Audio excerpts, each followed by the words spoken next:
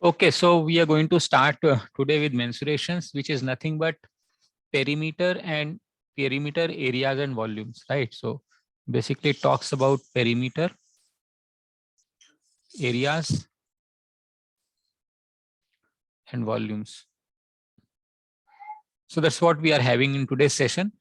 To understand what is perimeter, perimeter means periphery. Periphery also means boundary. For example, this is some sort of circles, some any kind of shape is there. So if you want to find out the length of this entire shape, this entire shape is known as periphery, या इसको हम perimeter के नाम से जानते हैं. ठीक है, ये मेरा perimeter है. The region which is inside this enclosed perimeter, ठीक है, the area within this enclosed boundary is known as, the region within this enclosed boundary is known as area. हम इसको area के नाम से जानते हैं. ठीक है. Now this two things are pure function of two-dimensional geometry. If it's a 3D figure, like let's say we are having a cylinder, right? So it will have area, curved surface area, and the content which is present inside, the entire content which is present inside is known as volume, right? The outer area is known as surface area. So we are going to certainly see these things in detail, but this is the basic meaning of perimeters, areas and volumes. So we are going to start with our simplest figure. We started our properties from triangles. So let us start with perimeters and areas of a triangle. So we are talking of a, let's say, triangle.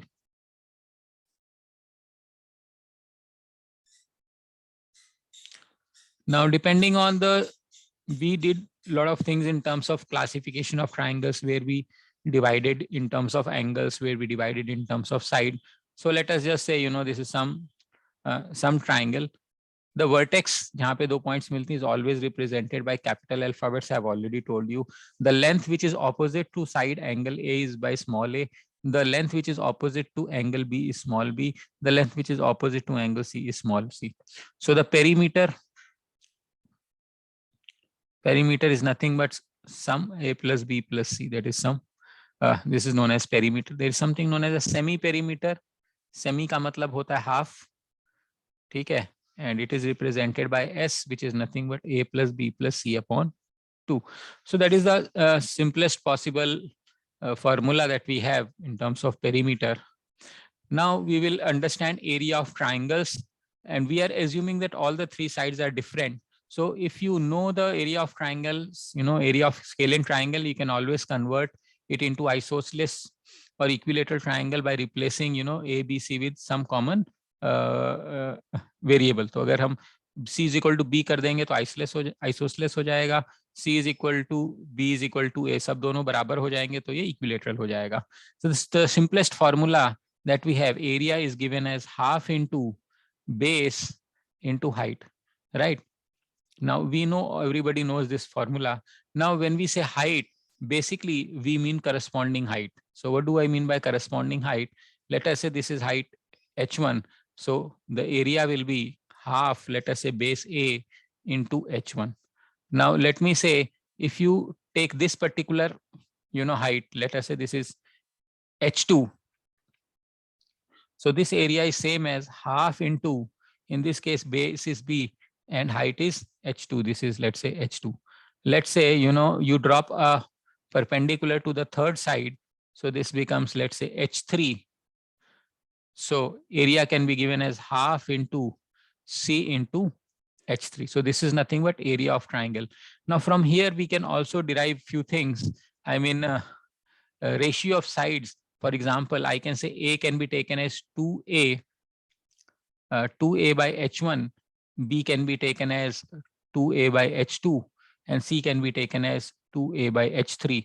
Now, if you find that, if you look at the ratio of A is to B is to C, it is 2A upon h1 is to 2A upon h2 is to 2A upon h3. So this can get cancels. So I can say this is 1 by h1 is to 1 by h2 is to 1 by h3. So what do we know? We can say that the ratio of the sides of the triangle are always in the inverse ratio of their altitudes.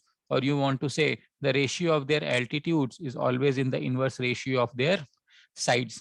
इसका मतलब क्या है? इसका मतलब है जो मेरे को साइड गिवन है, अगर वो साइड सबसे लंबी है तो उसके ऊपर गिरने वाली जो एल्टीट्यूड होगा वो सबसे छोटा होगा, जो सबसे छोटी साइड है उसके ऊपर एल्टीट्यूड गिरने वाला सबसे बड़ा होगा। एग्जाम्पल के तौर पे मान लेते हैं हम ये ट्राइंगल बना रहे हैं,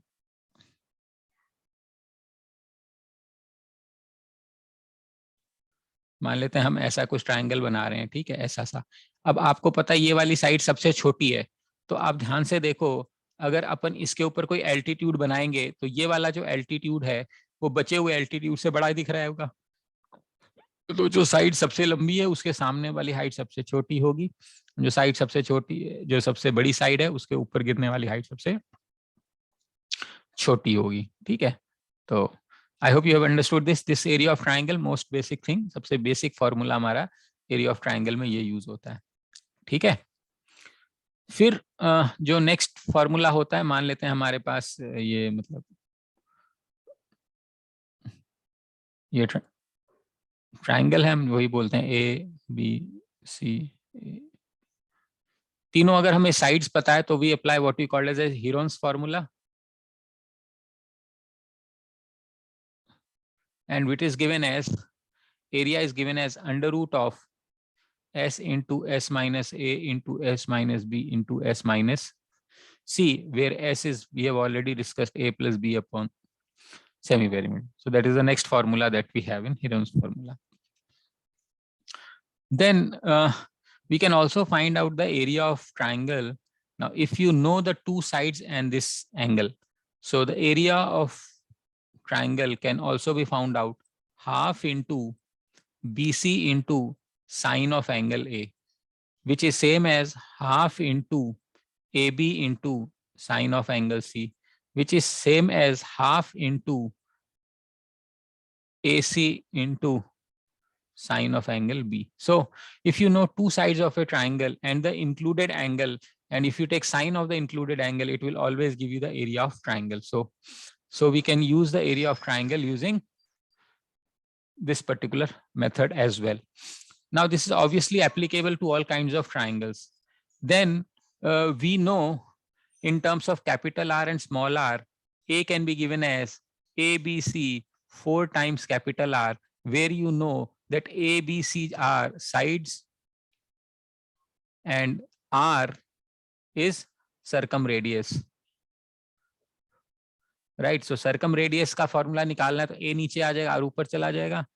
Similarly, A can also be found out as R into S, where R is in radius and S is semi-perimeter.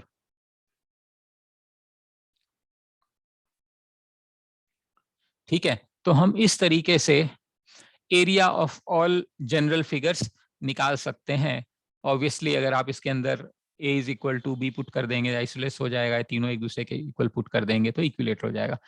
हालांकि मैंने इक्विलेटरल का बताया हुआ है, फिर भी इक्विलेटरल चूंकि इंपॉर्टेंट होता है, मैं आपको एक बार और बता देता हूं इसके अंदर कि भाई अगर मेरे पास ये इक्विलेटरल ट्राइंगल है। हाँ जी सर, वो जो आपने साइन वाले फॉर्मूले बताए सर, वो कैसे आया सर? बस वो आप याद कर लो फिलहाल तो,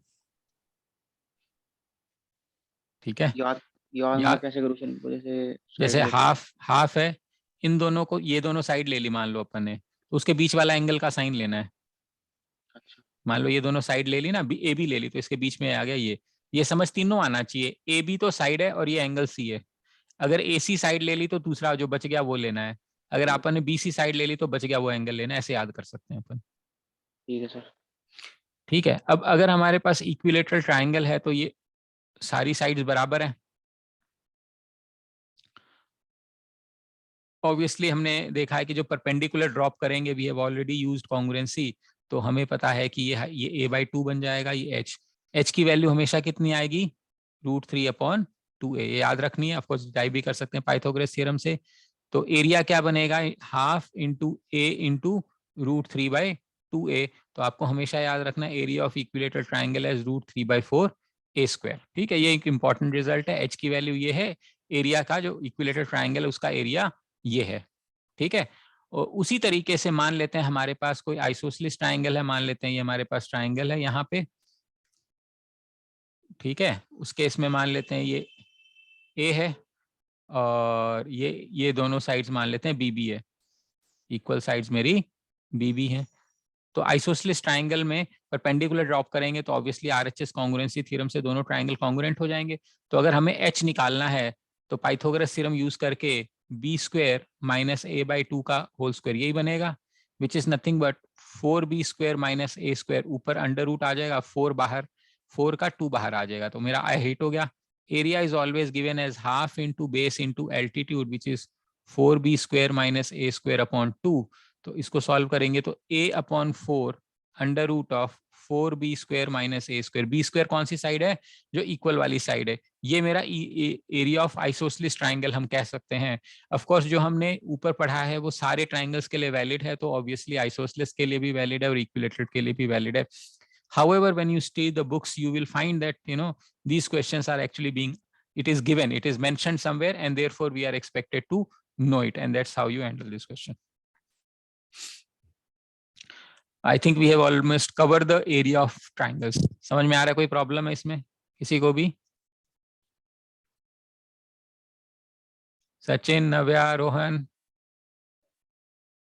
नो सर नहीं है। भूमि, ठीक है, चलो गुड। उसके बाद हम आते हैं 4 साइडेड फिगर के अंदर। अगर हमें इसको रहने दो पानी को, अगर हमें 4 साइडेड फिगर का पेरीमीटर चाहिए तो मान लेते हैं मैं ऐसे 4 साइडेड कोई भी, अच्छा ये तो वो बन गया, हम ऐसा बनाना नहीं चाहते हैं।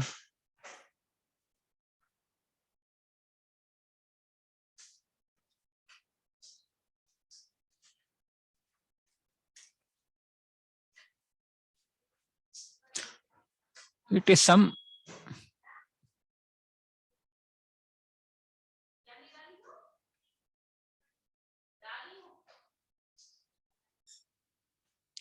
let's say this is A, B, C, D, right? So we know the perimeter will be, मान लेते हैं A, B, C and D। तो इसमें तो कोई खास बात नहीं है, पेरीमीटर की value A plus B plus C plus D हो जाएगा, ठीक है। अब अगर हमें इसको एरिया निकालना है, ठीक है, एरिया 2 तरीके से निकाला जा सकता है। मान लेते हैं हमने इसका ये डायगोनल बना दिया, late us say this is the diagonal, ठीक है। तो ये 2 ट्राइंगल्स में कन्वर्ट हो जाएगा। Now if you drop a perpendicular from here, let us say this perpendicular is H1, and if you drop another perpendicular from here, it is, let us say, H2, right? So area can be taken as area of first triangle and second triangle. So it is half into AC into H1 plus half into AC into H2, ये into है, ठीक है।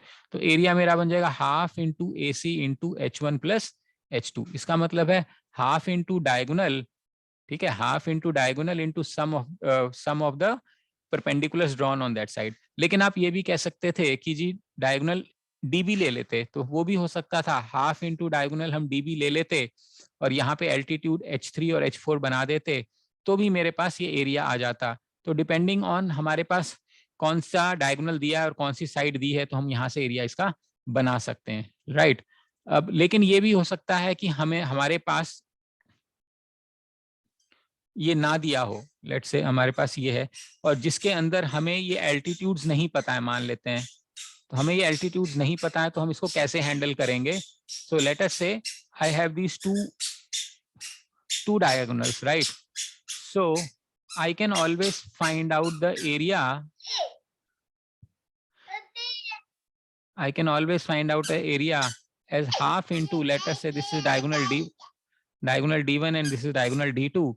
So I can find half D1 into D2 into sine of theta. Now the question is which angle is to be taken theta. So let us say, this is theta.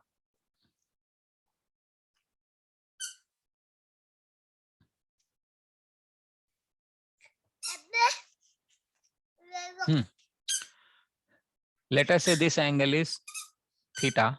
So if this angle is theta, then the angle which is opposite to this will also be theta. So never a problem, right? So if this angle is theta and this is a straight line, So this becomes 180 minus theta, and by the same logic, this also becomes 180 minus theta. Now, if you were to take wrongly, let us say this angle, so my answer would have been half d1 d2 into sine of 180 minus theta. Now we know, of course, we are going to study in trigonometry as well, that sine of theta is same as sine of 180 minus theta. इसकी value same है. इसका मतलब क्या है कि अगर हमारे पास कोई भी एंगल है तो हमें कोई फर्क नहीं पड़ेगा कि हम कौन सा एंगल मान रहे हैं. एक एंगल अगर हमारे पास 60 है, ऑपोजिट वाला भी 60 हो जाएगा, और बचे हुए दोनों 120 हो जाएंगे. दोनों केस में हमें कोई प्रॉब्लम नहीं होने वाली है. Now this is the most generic formula. You see, as I told you, all the figures that we are going to study, right, are nothing but quadrilaterals. So we can apply this formula to what? It can be applied to rectangle, it can be applied to square, it can be applied to trapezium, it can be applied to parallelogram. No matter which figure you take, you can always apply this formula because it is the most general formula that we have applied, and therefore this formula is applicable to all the symmetric figures, all the four-sided figures that we are going to study. ठीक है, तो ये हमारा quadrilateral है ना. जो next हमारी figure हमने पढ़ी थी, वो हमने पढ़ी थी ट्रेपीजियम की, है ना. तो ट्रेपीजियम क्या है मेरे पास? ट्रेपीजियम का मतलब होता है कि अगर one pair of opposite sides are parallel, ठीक है, then we call it as a trapezium. तो ये हमारे पास ए बी सी डी, ठीक है. तो ये वाली साइड इसके पैरेलल है, तो मान लेते हैं ये साइड ए होती है, बी होती है, सी होती है, डी होती. तो ऑफ कोर्स अगर ये डायगोनल d1 d2 पता है तो वो फॉर्मूला तो लग ही जाएगा. पेरीमीटर बताने की जरूरत नहीं है. a plus B plus C plus D, इसमें कुछ करना नहीं है. जो एरिया बनेगा वो बनेगा half into sum of parallel sides into में डिस्टेंस बिटवीन देम.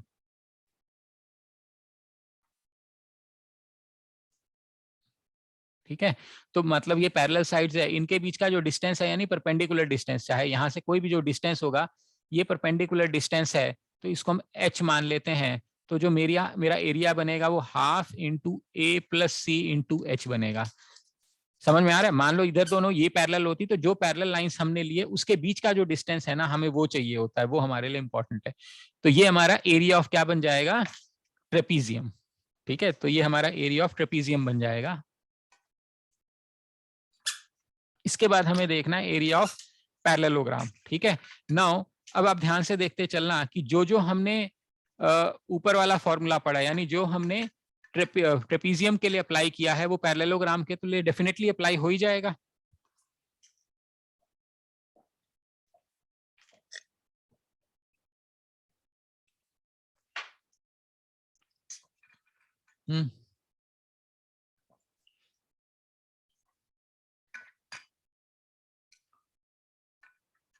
क्या हुआ?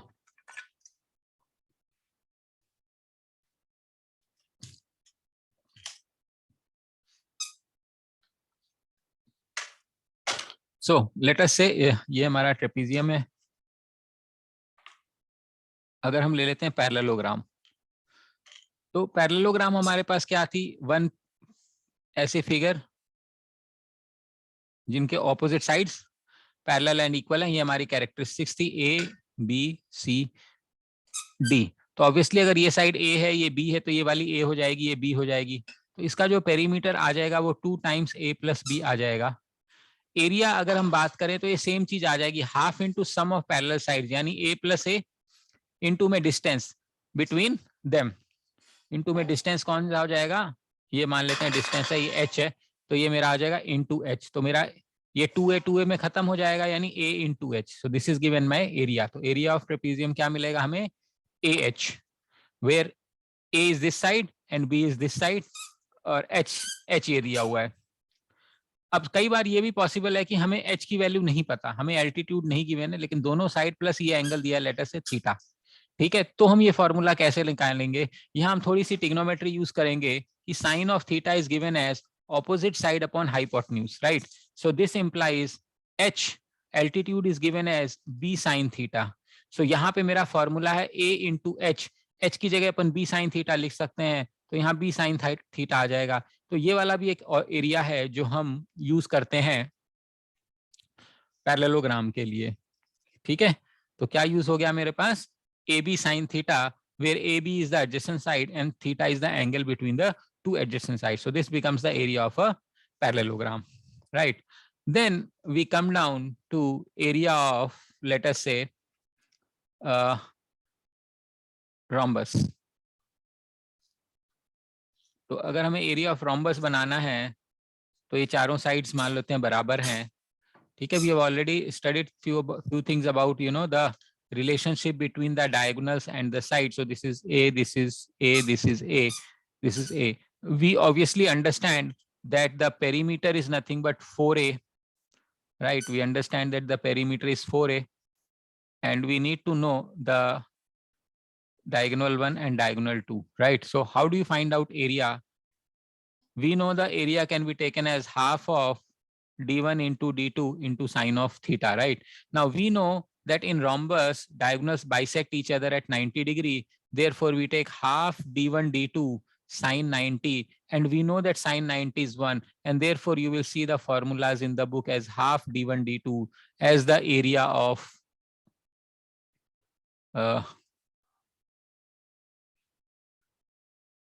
this is given as the area of your four-sided figure, that is rhombus. ठीक है? Then we come to what we call as a rectangle. So in rectangle, this is A, this is B, this is C, this is D.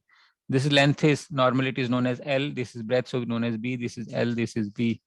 So perimeter can be taken as L plus B plus L plus B, which is taken as 2 times L plus B. And the area, of course, you all know, length into breadth. You may apply this formula also in this case. Let us say we know D1 and D2. If you know the lengths of D1 and D2, we know the diagonals are equal. So half D square, you know, you can also find out the area as half of D square. Of course, this is rarely used. This is used, but of course, we all know, you know, these things. हाँ जी, क्या हुआ? क्या हुआ? क्या हुआ?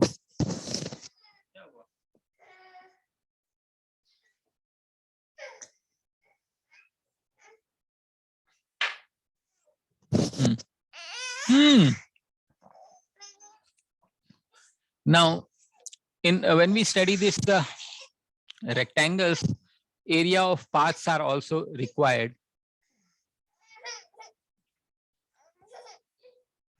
Let us, हाँ जी. Area आपने क्या लिखा? Half D square. Half D square diagonal है ना, डी मान लो डायगोनल ये डी है.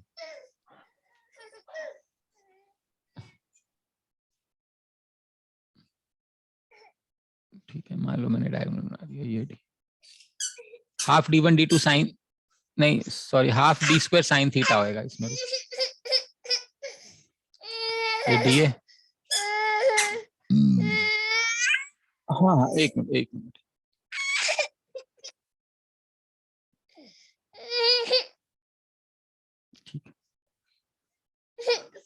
ठीक है, ये डी है मेरा, और जो थीटा है वो इन दोनों के बीच का एंगल है. ठीक है, that's how you approach this particular thing.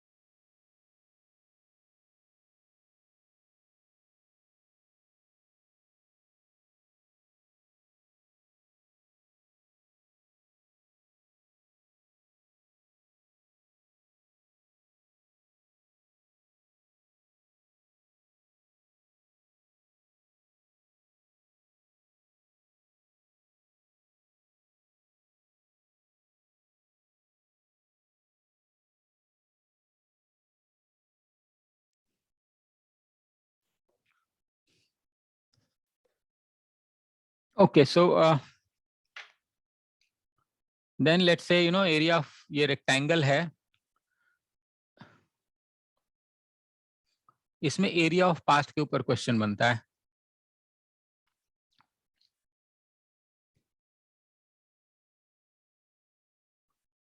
ठीक है, अच्छा अब मान लेते हैं ये बाहर की तरफ है, मान लेते हैं अंदर वाली लेंथ L है और ये वाली लेंथ ब्रेथ है, और जो एक पाथ है हमने बाहर की तरफ ए विड्थ का पाथ चलाया ऐसे।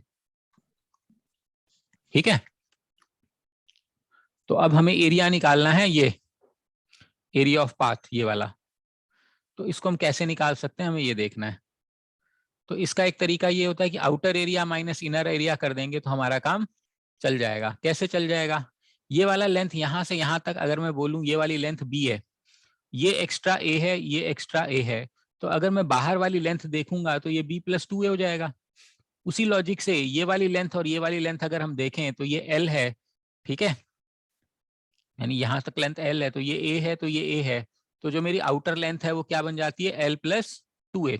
तो अगर मैं outer area minus inner area कर दूं, यानी कि L+2a इंटू b+2a, ये आउटर एरिया कर दूं, माइनस अंदर वाला एरिया LA कर दूं, तो मेरा एरिया ऑफ पाथ आ जाएगा।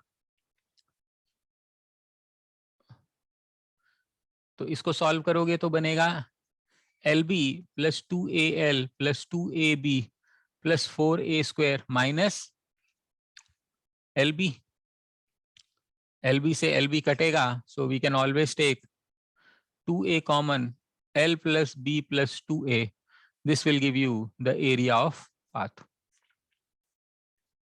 ठीक है, area of, remember outer path, ठीक है, एरिया ऑफ आउटर पाथ। उसी तरीके से अगर मेरे को एरिया ऑफ इनर पाथ निकालना है, so we know that if this is my rectangle, ठीक है, and I once again take inner path, मतलब एक अंदर की तरफ मुझे एरिया निकालना है, तो इसका मतलब बाहर वाली लेंथ L है, ये वाली लेंथ, सॉरी ये लेंथ L है और ये ब्रेथ B है, ठीक है, और ये विड्थ A है और ये भी A है। तो जो अंदर वाली लेंथ हो जाएगी L-2a और अंदर वाली ब्रेथ B-2a, तो जो एरिया बनेगा वो बनेगा LB में से हमें L-2a इंटू B-2a करना है। So if you solve this it becomes LB minus of LB minus 2AL minus 2AB plus 4a square. So if you subtract, it becomes LB minus LB plus 2AL plus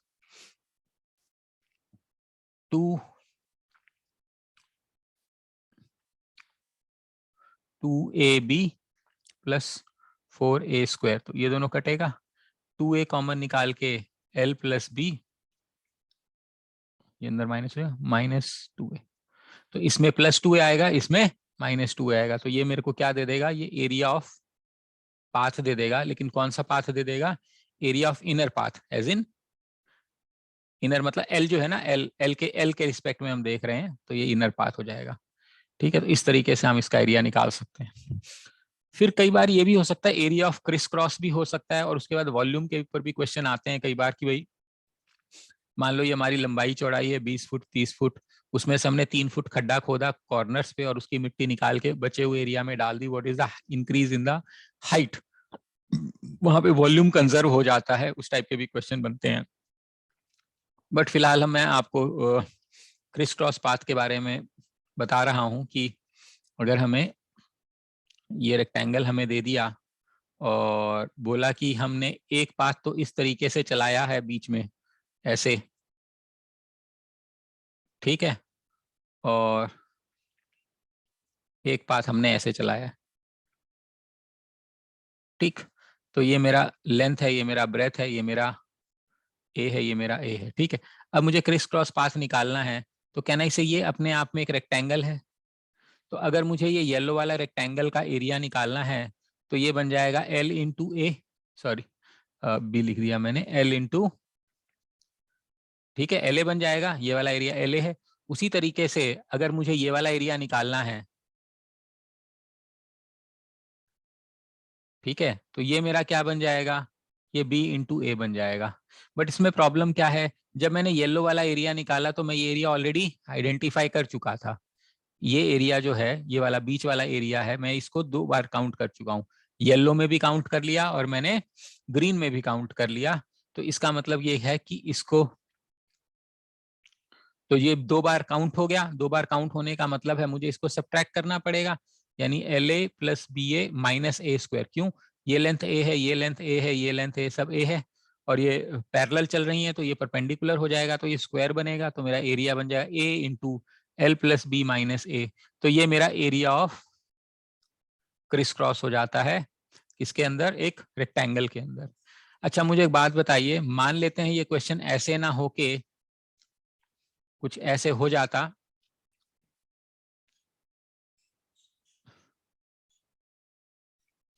मान लेते हैं question ऐसे ना होके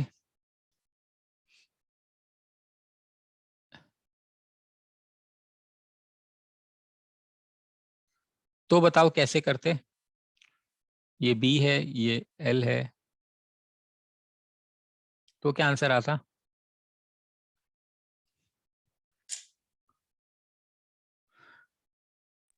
So it would be same. Yes, it would be same. Hardly makes any difference. वो cross इस कोने में बने, ये मतलब इस ये पैरेलल लाइन इस कोने में बने, एकदम टॉप कॉर्नर में, it will not make any difference. It is one and the same thing. So these are the questions which are on, path, area of path in rectangles. Now the similar question, I'm not going to spend so much time, but then a similar questions can be handled in square also, right? So this is a square. So this is side A. We know that perimeter can be given as 4a, area is given as a square.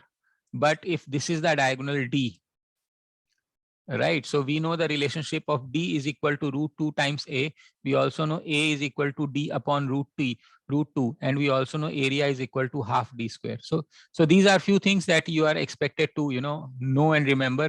You don't have to derive this always, but squares looks easy. But then just be careful in terms of A and D. This is important. Area is half D square is important. I'm sure you all know these two. I don't have to explain. So this is what is new. Now, whatever formula we have applied in square, right, can also be applied in, whatever we did in rectangle can also be applied in square. Outer area minus inner area, same thing. हाँ बोलो sir, मैं हर्षित बोल रहा हूँ sir. जो CLAT है sir, उसके अंदर हायर मैथ्स में से सर कुछ टॉपिक्स आते हैं? तुम तो लगा ही लो कुछ टॉपिक्स, मतलब तुम देख लो, तुमने देखा ही है, टॉपिक्स आते तो नहीं है, लेकिन ज्योमेट्री के बेसिक मेंसुरेशन अगर पढ़ लोगे तो क्या पता आ जाए। जो डीआई के अंदर हो सकता है कुछ कहीं एरिया की जरूरत पड़े, लेकिन डीआई में पिछले 2 साल से नहीं आ रहे, उसके पहले आते थे। सर संजू मैम तो कह रहे थे कि मतलब हायर मैथ्स की मेरे को नीड नहीं पड़ेगी। मैंने कहा सर एक बार ज्वाइन करके सर से ही पूछ लूं। तुमने तो पेपर पढ़ाई है पिछले हाँ 2 सर, साल से तो। पिछले 21 और 2020 में तो सर मतलब इतना हायर मैथ्स नहीं पूछा गया। जैसे रेशियो प्रोपोर्शन है, प्रॉफिट लॉस है, उन्हीं कोई डीआई की फॉर्म में डाल रखा है। बिल्कुल, तो यही पूछेंगे। फिर सर मैं लीव कर दूं? बिल्कुल, तुम आए क्यों थे फिर? अरे मैंने कहा तो सर कि मैंने संजू मैम से पूछ लिया था, एक बार सर से भी पूछ लो। अच्छा, thank you sir.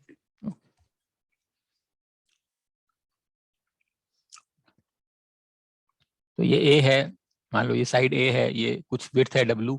Of course outer area minus inner area इसमें भी कर सकते हो, इसमें रिपीट करने की जरूरत नहीं है। I hope you have understood how do we find out perimeter areas of 4 sided figure. इसमें काइट आती है। कल किसी आप में से किसी ने मेरे को कोई एक फिगर के समय बताया था कि ये काइट है, तो फिर मैंने कुछ शायद काइट के बारे में बताया नहीं। मैं एक बार काइट भी समझा देता हूँ। काइट में क्या होता है कि ये दोनों साइड्स बराबर होती हैं, ये एडजेसेंट साइड्स बराबर होती हैं, ठीक है, और ये जो दोनों साइड्स हैं ये बराबर होती हैं, ठीक है। ये बेसिकली काइट होती है इस तरह की, ठीक है। अब काइट में क्या होता है कि जो ये वाला डायगोनल है ना, ये तो कुछ नहीं करता, ये तो नॉर्मल है। ये वाला जो डायगोनल है ना, बड़े वाला, ये छोटे वाले डायगोनल को बाइसेक्ट करेगा 2 बराबर हिस्सों में, प्लस ये 90 पे बाइसेक्ट करेगा, प्लस ये लाइन है ना, ये AC जो है ना, वो ABC और ADB को कॉन्ग्रुएंट ट्रायंगल्स में डिवाइड कर देगा। जो इस टाइप की फिगर होती है वो काइट कहलाती है। तो मान लेते हैं साइड ए है तो ये भी ए बनेगा, तो ये बी बनेगा, तो ये बी बनेगा। तो इसका जो पेरीमीटर बनेगा obviously 2a a plus B बन जाएगा। लेकिन जो एरिया बनेगा nothing but half d1 d2 बनेगा। d1 मान लेते हैं ये वाली लेंथ है और d2 मान लेते हैं ये लेंथ है, क्योंकि half d1 d2 sine theta होता है। जो डायगोनल्स होते हैं वो काइट के अंदर परपेंडिकुलर होते हैं, तो ये काइट की प्रॉपर्टीज भी हैं और एरियाज एंड पेरीमीटर्स भी यहां से हम निकाल सकते हैं काइट के अंदर। ठीक है, समझ में आ रहा है यहां तक सभी को?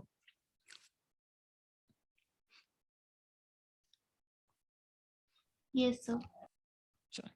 ओके, देन इसके बाद आता है perimeters and areas of circles. Circle से रिलेटेड हम चीजें करते हैं और फिर इसके बाद हम 3 डायमेंशनल चीजों के बारे में बात करेंगे टाइम परमिटिंग। सो सर्कल हमने इसका डिटेल पढ़ा था कि सेंटर से जो दूरी होती है उसको हम रेडियस के नाम से जानते हैं, इसको पेरिफेरी के नाम से जानते हैं या पेरीमीटर के भी नाम से जानते हैं। पेरीमीटर, इसका पेरीमीटर होता है 2 पाई आर। ठीक है, ये पेरीमीटर है। एरिया जो होता है पाई आर स्क्वायर। तो ये मेरे क्या है, सर्कल। सर्कल के साथ पहले एक बार सेमी सर्कल भी पढ़ लेते हैं। सेमी सर्कल का मतलब होता है सर्कल का हाफ। मान लेते हैं ये मेरे पास डायमीटर है, ये मेरे पास कर्वेचर है, ये सेंटर है, ये रेडियस है। तो इसका पेरीमीटर कितना हो जाएगा?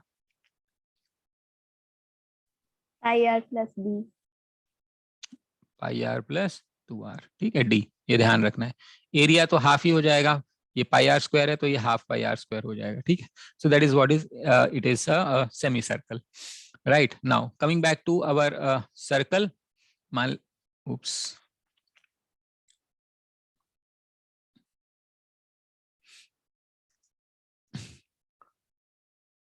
now let us just take 2 points in a circle. मान लेते हैं सेंटर है। now if I draw two radius on the center, right? So this is becomes radius, this becomes, it is known as central angle. We have already studied this. Inscribed angle is half of central angle. So the two radius will divide the circle into 2 sectors. इसको भी sector बोलते हैं और उसको भी sector बोलते हैं। ठीक है, तो ये वाला, ये जो नीचे वाला एरिया है, मान लेते हैं येलो वाला, इसको हम क्या बोल सकते हैं? This is known as minor sector. ठीक है, ये चीज मेरा क्या बनता है? Minor sector. ठीक है, और ये जो लेंथ है ए बी, इसको क्या बोलते हैं? Minor arc. ठीक है, और अगर यहाँ पे हम एक्स ले लेते हैं तो ए एक्स बी क्या बन जाएगा मेरा? Major arc. और मान लेते हैं ये मेरा जो ग्रीन वाला पोर्शन है, ये क्या बन जाएगा मेरा? Major sector. ठीक है, तो ये फिलहाल अभी हमने नॉमेनक्लेचर दिया है। ये मेरा बनेगा मेजर सेक्टर। ठीक, अब हमें निकालना है लेंथ ऑफ माइनर आर्क। मान लेते हैं हमें ए बी की लेंथ चाहिए, तो इसकी लेंथ कितनी बनेगी? Theta by 360 into 2 pi R. कैसे किया? पूरे सर्कल का एंगल कितना होता है? 360 डिग्रीज होता है। तो अगर 360 डिग्रीज का हमें लेंथ निकालना है तो वो 2 पाई आर है, बिकॉज पूरी लेंथ 2 पाई आर है। तो अगर हमें थीटा, सिर्फ थीटा को जो रिप्रेजेंट कर रहा है रीजन, उसको निकालना है तो कितना होगा? Unitary method. सो इसको एक्स मान लेते हैं, तो 360 into X is equal to 2 pi R into theta. तो एक्स की वैल्यू हो जाएगी थीटा, ये 3 पाई नीचे कर दें, 360 इंटू 2 पाई आर। कहने का मतलब ये 2 पाई आर का कौन सा पोर्शन चाहिए? थीटा पोर्शन चाहिए। तो ये क्या बन जाएगा मेरा? लेंथ ऑफ या पेरीमीटर ऑफ माइनर आर्क। तो अगर पेरीमीटर ऑफ मेजर आर्क मेरे को चाहिए तो मुझे ये वाला एंगल लेना पड़ेगा। ये एंगल कितना हो जाएगा? 360 minus theta upon 360 into 2 pi R. ठीक है, ये मेरा क्या हो जाएगा? Length of perimeter of major arc. ठीक है, उसी तरीके से मान लो मुझे एरिया निकालना है, एरिया ऑफ माइनर सेक्टर। ठीक है, टोटल एरिया कितना होता है? पाई आर स्क्वायर। मुझे कितना पोर्शन चाहिए? थीटा। कितने में से? 360 में से। तो ये क्या बन जाएगा? Area of minor sector. ऐसे ही हमें क्या चाहिए होगा? Area of major sector. Major sector यानी बड़े वाला। अगर ये एंगल थीटा है तो ये वाला एंगल 360 माइनस थीटा हो जाएगा। तो हमें कौन सा पोर्शन चाहिए? 360 minus theta upon 360 into pi R square. आप ऐसा भी कर सकते थे, पाई आर स्क्वायर में से इसको घटा देते तो भी ये वाला आंसर आ जाता। तो अभी हमने क्या क्या देखा, हमने देखा इसमें लेंथ ऑफ माइनर आर्क, ठीक है, और एरिया ऑफ माइनर सेक्टर, और फिर हमने क्या देखा, लेंथ ऑफ यानी पेरीमीटर ऑफ मेजर आर्क और एरिया ऑफ मेजर सेक्टर, ठीक है। तो ये मेरा ट्राइंगल के अंदर सेक्टर्स को रिप्रेजेंट कर रहा है, ठीक है। उसी तरीके से जैसे सेक्टर्स हम यहाँ पे कर रहे हैं, अगर हमारे पास एक सर्कल है और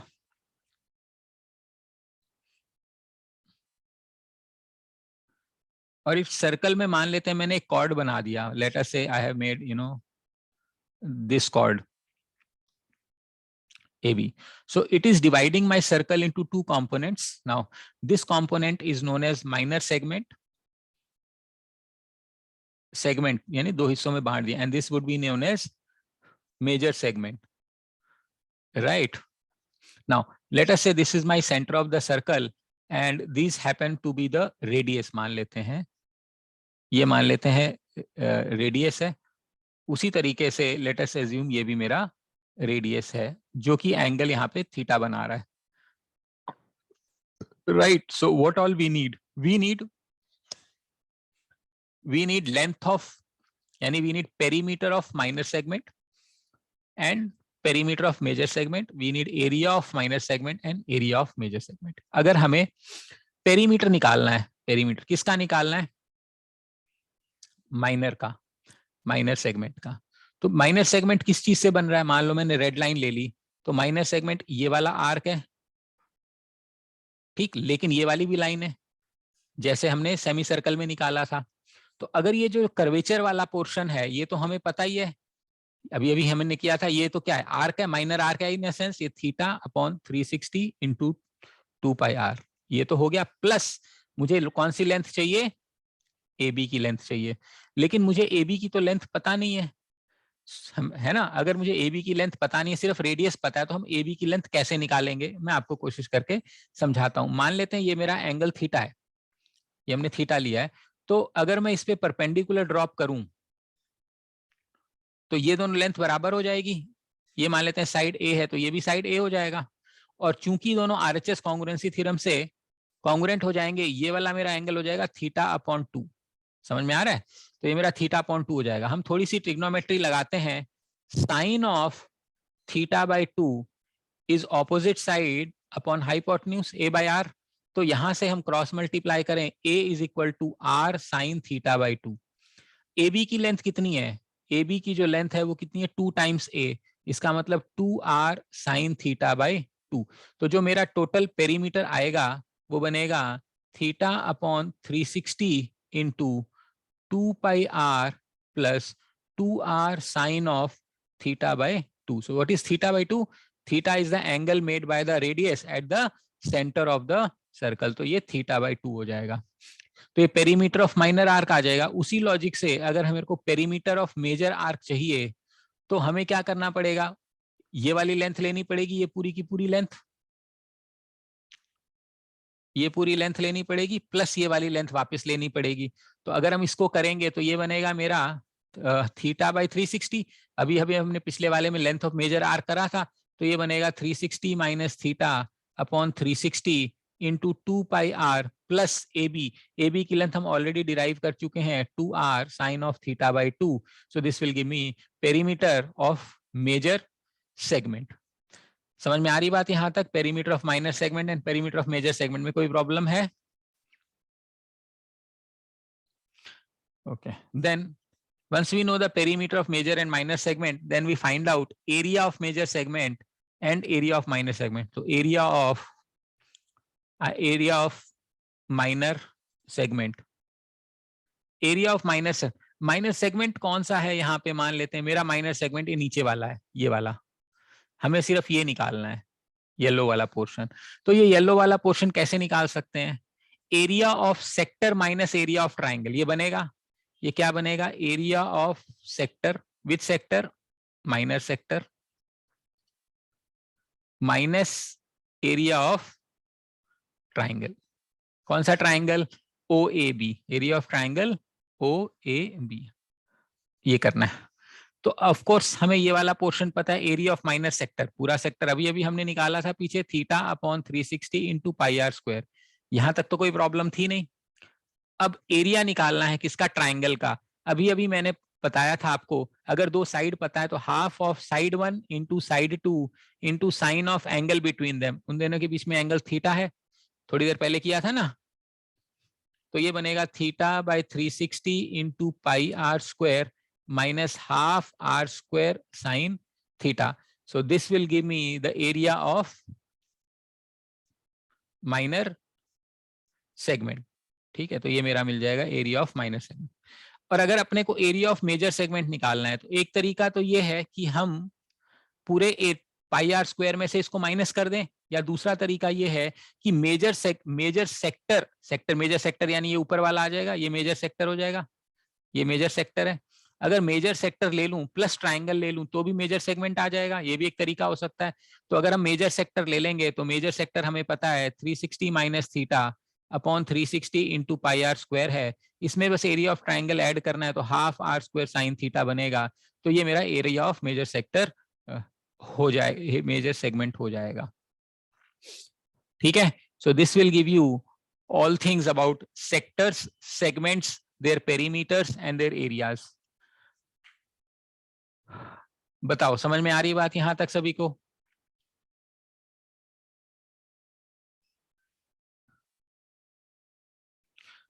अगर समझ में आ रही है तो मैं चाहता हूं आप मुझे इसका क्वेश्चन का आंसर बताइए।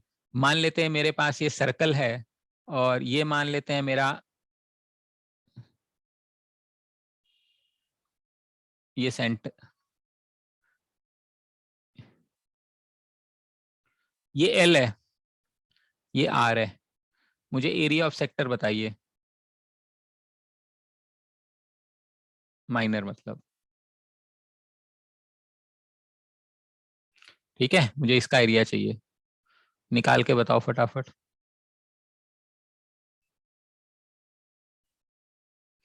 और हमें थीटा नहीं दिया हुआ,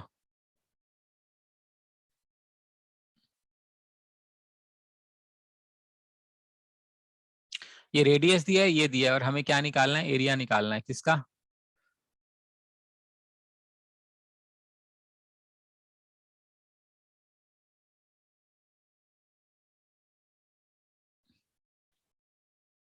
इसका।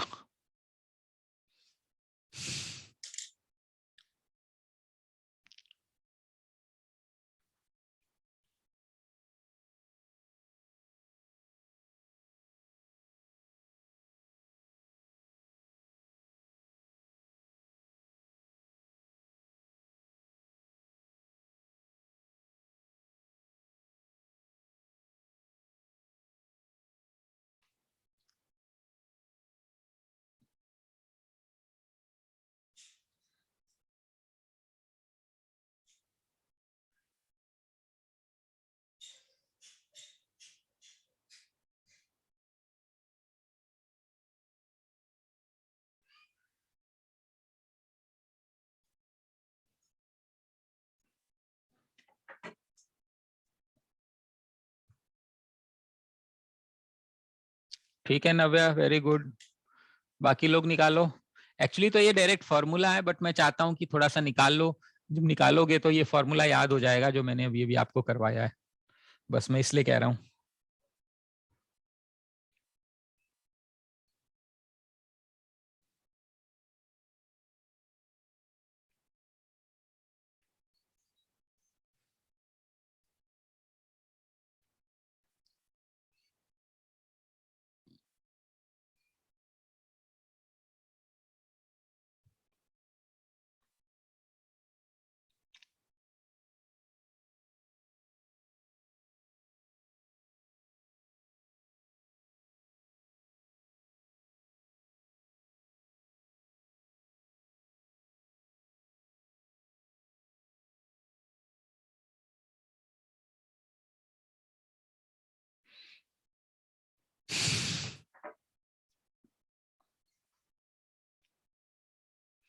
Okay Bhumi, very good.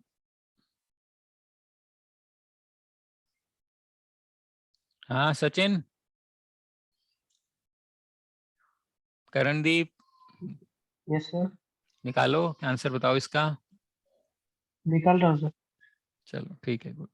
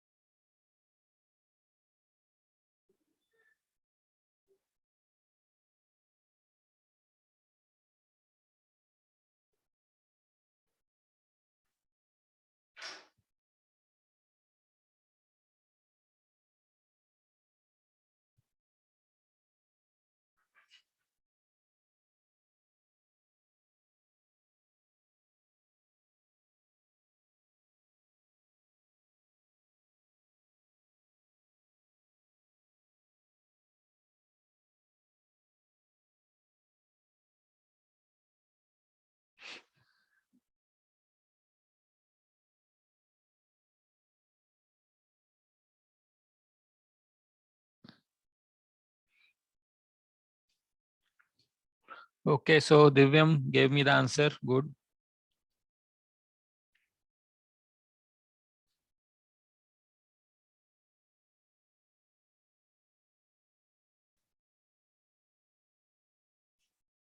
Karan, Divit.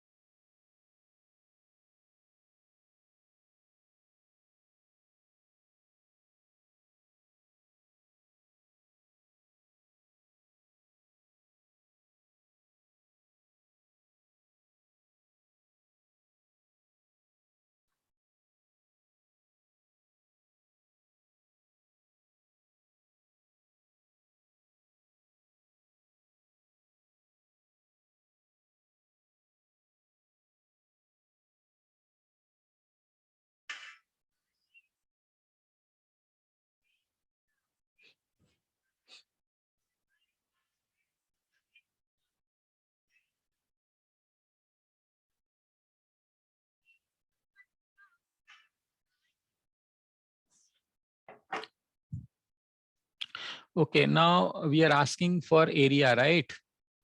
So area is given as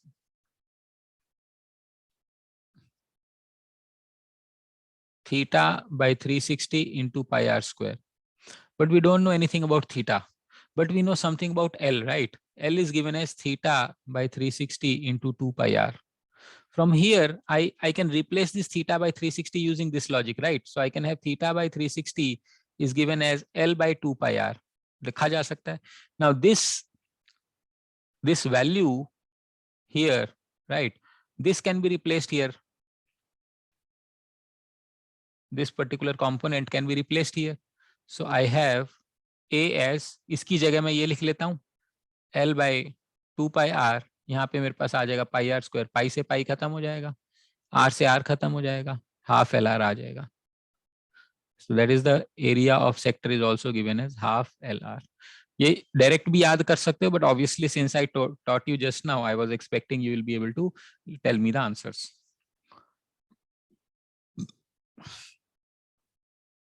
हाँ जी करण, समझ में आया? दिवित, सचिन, आ गया सर. ठीक है. ओके, इसके बाद हम आते हैं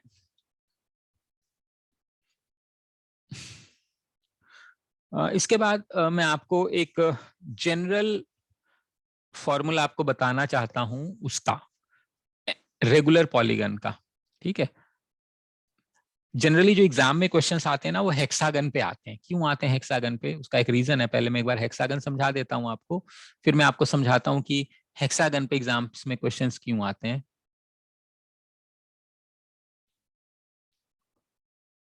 ठीक है, ये मान लेते हैं हमारा हेक्सागन है. ठीक है, तो ये A B C D E F 6 sides हैं. ये एंगल कितना होगा? एंगल इन हेक्सागन आपको याद है, टोटल एंगल होता है n-2 इंटू 180 डिग्री. चूंकि रेगुलर पॉलीगन है, divided by n. Very good, ये आ जाएगा 120 डिग्री. n की वैल्यू 6 डालते तो ये 120 हो जाएगा. अब अगर मैं इसको ऐसे ड्रॉ करूं, कहना इसे ऊपर वाली फिगर और नीचे वाली फिगर कॉन्ग्रुएंट है क्योंकि सारी साइड्स बराबर हैं. ये मान लो ए है, ये ए है, ये ए है, ये ए है, ये ए है, ये ए. तो इसका जो पेरीमीटर है वो 6 है, इसमें तो कोई प्रॉब्लम नहीं है. But if you look this E B A F is congruent to B, C, D, E, right? So if this total angle was 120 degree, So this particular angle will become 60 degree and this angle will become 60 degree. इसमें तो कोई problem नहीं है किसी को. By the same logic, if I were to draw these two lines, right? Upper figure and lower figure will be congruent. So this will become 60 degree. This will become 60 degree. This will become 60 degree. And this will also become 60 degree. By the same logic, if I were to draw this line, it would be a congruent upar or niche. So this would become 60. This would become 60. This would become 60. This would become 60. This become. Obviously, it is all three sides are equal. Therefore, this angle is also 60 degree. Right, and we can also check each will be 60 degree because total angle is 360 degree and it is divided into 6 equal areas, so it becomes 60 degrees, right? So you see a regular hexagon, if you look at this figure, regular hexagon can be divided into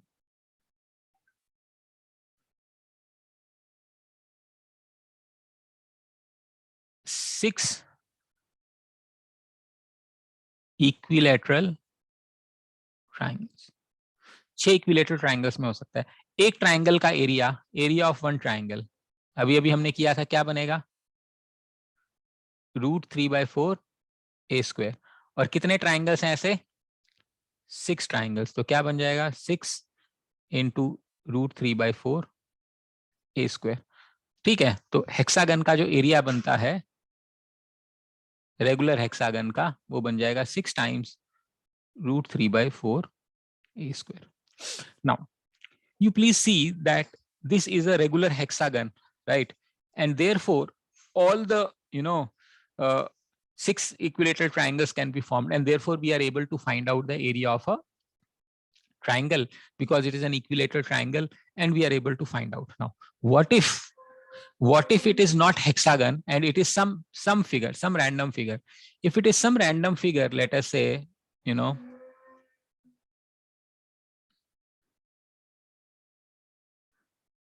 let us say, kind of pentagon, let's say. So in pentagon, we are having 5 sides. Now in pentagon, so in any regular figure, you can always, draw a circle which is circumscribing it, right? And it will touch the sides of this. Now this is important. I'm going to, use this to ask you some difficult questions, especially for IPM, especially for DUSAT, right? They may become slightly difficult. You can always draw a circle which is touching outside and which will also touch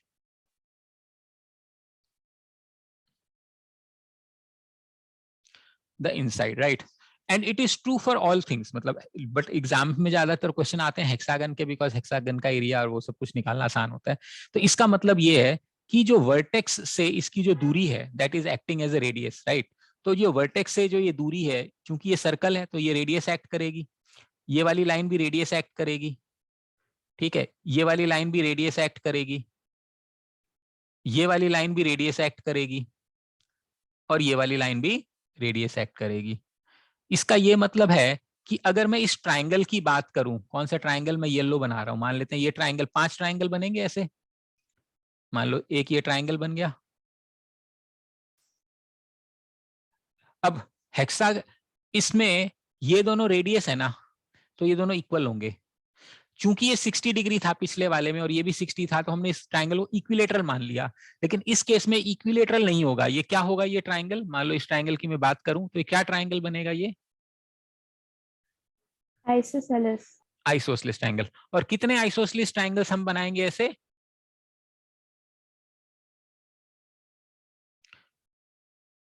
isosceles triangles कितने बनते हैं? जितनी sides होती हैं उतने triangle बनेंगे. 5 isosceles बनेंगे क्योंकि 5 साइड्स हैं. समझ में आ रही बात? तो उतने ही उसमें 6 साइड्स थी तो 6 ट्राइंगल बने.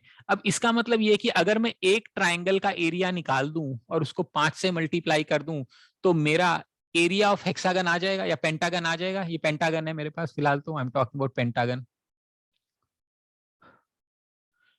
ठीक है, तो अगर मैं एक ट्राइंगल का एरिया निकाल दूं तो मेरे को क्या मिल जाएगा? Area of one triangle multiplied by 5. तो इसका मतलब मुझे एरिया जो बनेगा, अगर मेरे को एरिया निकालना है इसका एरिया, तो क्या करूंगा? 5 टाइम्स एरिया वन ट्राइंगल। अब ये ट्राइंगल है, अब मुझे ये एंगल निकालना है। टोटल एंगल कितना होता है? 360 डिग्री। ठीक है, तो 5 ट्राइंगल में डिवाइडेड है तो ईच एंगल कितना हो जाएगा? इस केस में 360 बाय, बताओ, 5। ठीक है, और अगर एन साइडेड पॉलीगन होता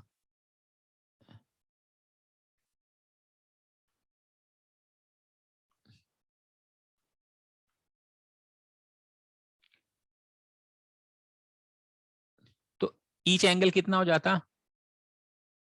समझ में आ रही बात? इस ट्राइंगल को मैं थोड़ा बड़ा करूंगा, इस ट्राइंगल को, ताकि मैं समझा सकूं। इस ट्राइंगल को मैं यहां बना रहा हूं,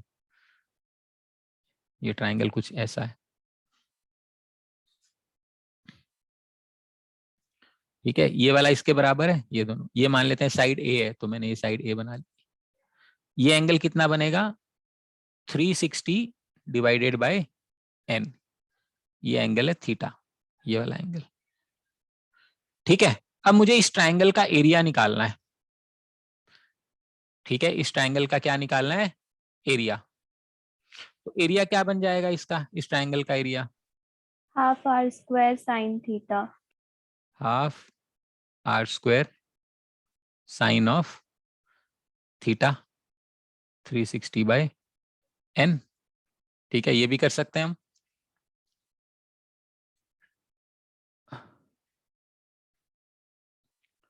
और इसको किससे मल्टीप्लाई करना पड़ेगा मुझे? 5 से। लेकिन ये कर तो सकते हैं, लेकिन इसमें प्रॉब्लम क्या है, हमें रेडियस नहीं पता। क्या हमें आर पता है? तो इसको अगर हम 5 से मल्टीप्लाई कर देते तो मेरा काम चल जाता। लेकिन उस केस में मुझे क्या चाहिए?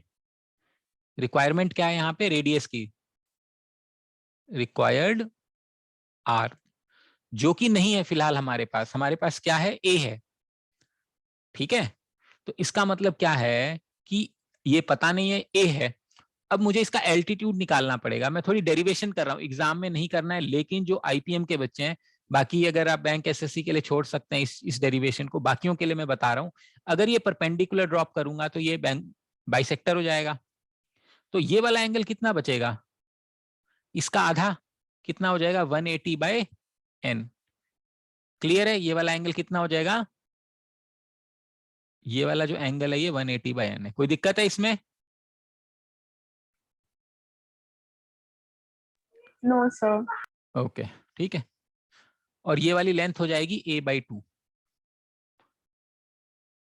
ये लेंथ हो जाएगी a/2। लेकिन हमें रेडियस चाहिए, हमें यहाँ पे। ठीक है, हमें रेडियस चाहिए, तो हम कैसे निकाल सकते हैं? मान लो ये रेडियस r है, साइन थीटा की वैल्यू यूज कर सकते हैं। साइन ऑफ 180 बाय एन, मतलब θ/2 या 180 by N, sine of 180 by N is equal to opposite side upon hypotenuse r, यही बनेगा।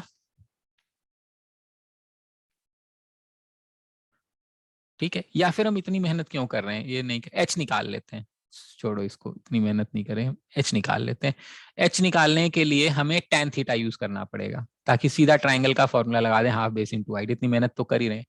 एच की वैल्यू हम निकाल सकते हैं tan ऑफ tan थीटा क्या होता है? Opposite side by adjacent side, tan of 180 divided by n is equal to a/2 whole divided by h। चलेगा?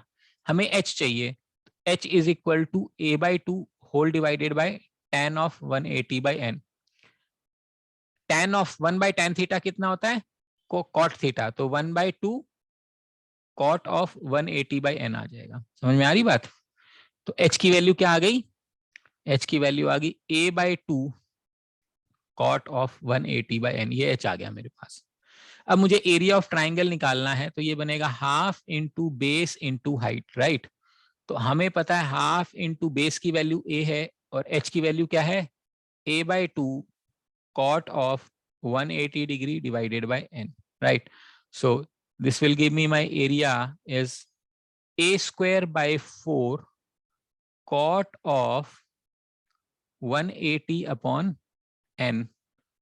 ये एरिया है of any regular hexagon. Hello, मैं एक बार क्लास ले रहा था। ठीक है, ओके।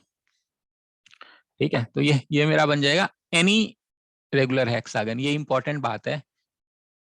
ये सॉरी माय मिस्टेक। ये तो अभी एरिया ऑफ वन ट्राइंगल आया है, ठीक है, एरिया ऑफ वन ट्राइंगल आया है। हमें कितने ट्राइंगल्स हैं मेरे पास?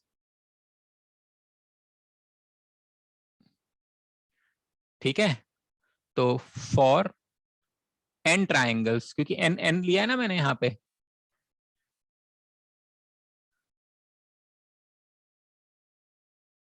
For N triangles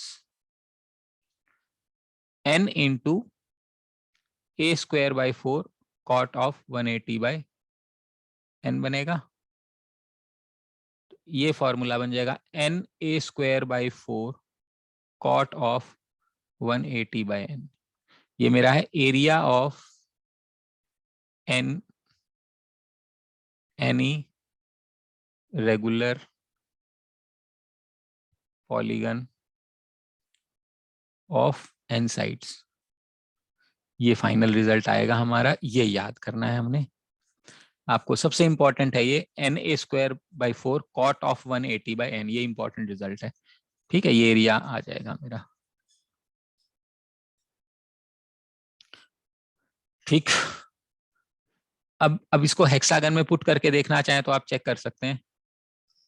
like in this case it will be 30 हाँ, तो कुछ नहीं भाई, अप्रोक्सीमेट वैल्यू निकाल लो, 30 के आसपास निकाल लो, अंदाजा मिल जाएगा। लेकिन वो कॉट की ही टर्म्स में होगा, और 36 की वैल्यू निकालनी है तो आपको दिया जाएगा क्वेश्चन के अंदर, और नहीं तो कॉट 36 की टर्म्स में ही आपका फॉर्मूला रह जाएगा। वो एक तरीका है इसको करने का। ठीक है, अब अगर हम हेक्सागन के लिए ऊपर वाला देखें, ठीक है, फॉर एग्जाम्पल अगर हम हेक्सागन देखें जो हमने डिराइव किया था इक्विलेटरल ट्राइंगल से, पहले वो देख लेते हैं। For hexagon n is equal to 6, तो हम पुट करेंगे 6 by 4 A square cot of 180 by 6 यानी 30। ठीक है, तो ये बनेगा 6 बाई 4 ए स्क्वायर, कॉट 30 की वैल्यू होती है √3, तो हम इसको लिख सकते हैं 6 टाइम्स √3 बाई 4 ए स्क्वायर। हमने ऐसा याद किया था, 6 टाइम्स इक्विलेटरल ट्राइंगल, वही चीज आ गई है। सॉल्व का ऑफ कोर्स कट पिट जाएगा, but I am just trying to say कि this is a general formula which is applicable for all polygons, all regular polygons। ठीक है, ये इंटरेस्टिंग चीज है, ये थोड़ा सा on the higher side of difficulty है, आप इसको थोड़ा समझ लीजिए आईपीएम के पॉइंट ऑफ व्यू से, जो मैंने भी आपको करवाया है।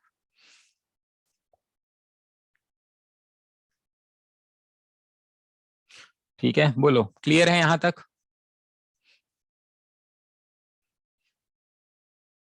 Yes sir. ठीक है, मैं एक क्वेश्चन पूछ लेता हूं जाते जाते आज के लिए, फिर हमारा हम एंड कर देते हैं आज की क्लास। मान लेते हैं मैंने ये हेक्सागन बनाया, ठीक है, और ये मान लेते हैं मैंने एक लाइन ऐसे खींची, और यहां से मैंने परपेंडिकुलर ड्रॉप किया, ये 90 डिग्री है। Question is what is the ratio of the area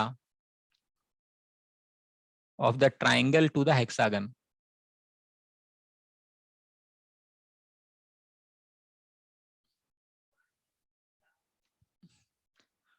मतलब यहां से चालू ये एरिया, ठीक है, ये ले क्यों नहीं रहा यार इस पॉइंट से?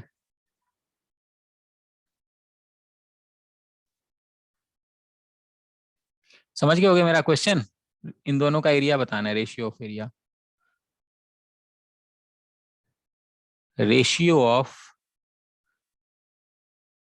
Area of triangle to hexagon. से कैट क्वेश्चन एक्चुअली।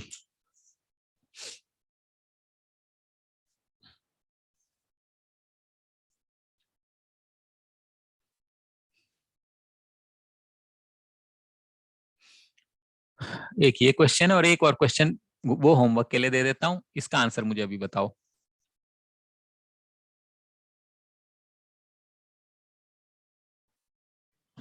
सर इसका 12:1 है। ठीक है।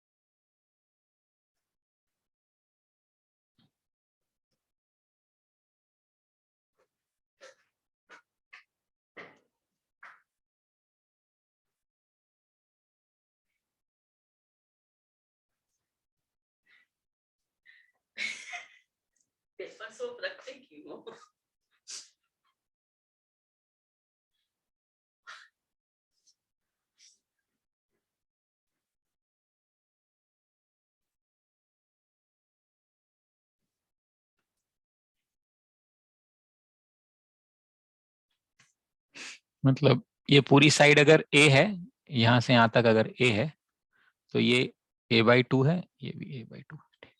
ये आपका सेकंड क्वेश्चन है। मुझे बस पहले ये वाला का आंसर बता दो, आज के लिए वही काफी है। बाकी क्वेश्चंस आप कल, इसका क्वेश्चन आप कल, मैं देखता हूँ कल अगर क्लास हुई तो मैं आपको कल वॉल्यूम्स कराऊंगा, ताकि मेरा ज्योमेट्री जो है, अपना ज्योमेट्री जो एडवांस ज्योमेट्री है, वो हम खत्म कर पाएंगे। अभी आपकी 8 बजे भी क्लास है ना एक, या नहीं?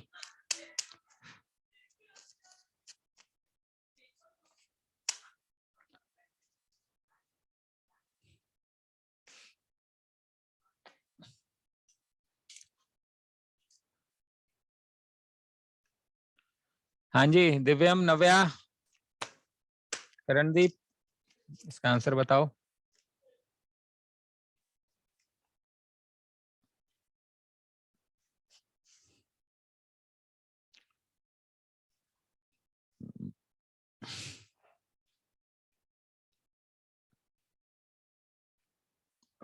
Okay, you see, we have just now discussed that this triangle, this hexagon can be actually broken up into 6 equilateral triangles, right?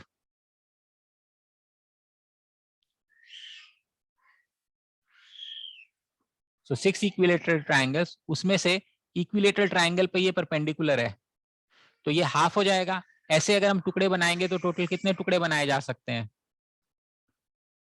भाई? टोटल 6 टुकड़े हैं, उसमें से ही बराबर है। तो सिमिलरली अगर इस पे परपेंडिकुलर ड्रॉप करेंगे तो ये भी बराबर हो जाएगा, ये परपेंडिकुलर करेंगे ये भी बराबर हो जाएगा, ठीक है। इस पे परपेंडिकुलर करेंगे ये बराबर हो जाएगा, इस पे परपेंडिकुलर, इस पे कितने टुकड़े बनेंगे? ऐसे 12 टुकड़े बनेंगे। तो ये 12 टुकड़े हैं और ट्राइंगल 1 है, ये आंसर हो गया।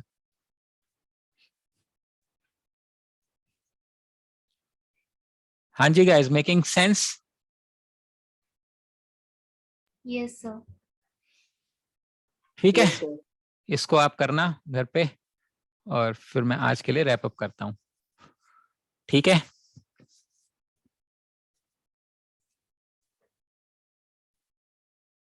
ठीक है दिव्यम, नव्या, सर बोलो। सर वो रिकॉर्डिंग अपलोड करवा देना उसकी, ज्योमेट्री 2 की और इसकी भी। मैं रात को करूंगा, ठीक है। हाँ वो तो कोई नहीं सर। ठीक है, आज रात को करूंगा। ठीक है, तो मैं आज के लिए एंड करता हूँ।